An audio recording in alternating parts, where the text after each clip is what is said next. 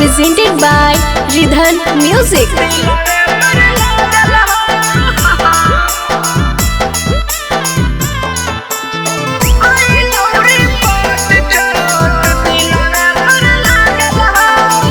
Bholenath recording studio Banawar Bishunganj. देखिए को सारा डर लागो मनवा पागल हो। देखिए को सारा डर लागो मनवा पागल हो। आई लौरी पट चोट दिलवे पर लागल हो। आई लौरी पट चोट दिलवे पर लागल हो। तहिए से नींद चैन अखिया से भागल हो। तहिए से नींद चैन अखिया से भागल हो। आई लौरी पट चोट दिलवे पर लागल हो। आई लौरी पट चोट दिलवे पर लागल हो।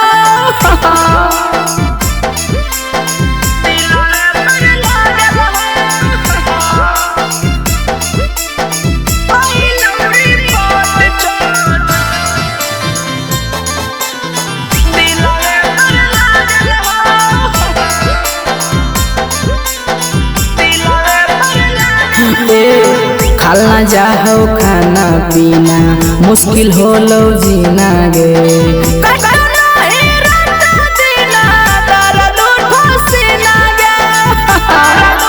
करे जा खाला जाहो खाना पीना मुश्किल हो लो जीना गे।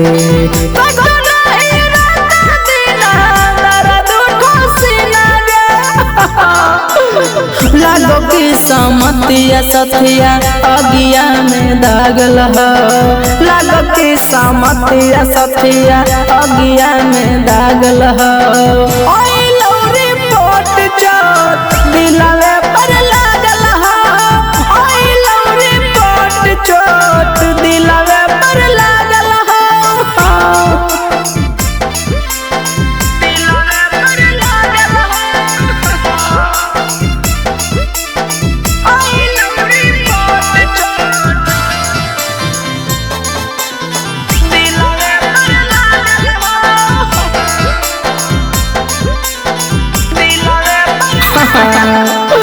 टूटत ऊपर नवा जनवा चल जैतो जान गे।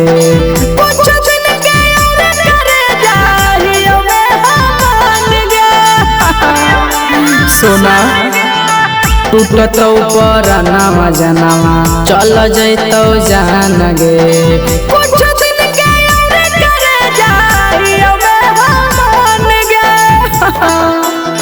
गैर तू निकल में अंज से साथ रोहित जागल हो। गैर तू निकल में सोनू साथ नेता जागल हो। आई लौरी पट चोट दिलवे पर लागल हो। आई लौरी पट चोट दिलवे पर लागल हो। Bholenath recording studio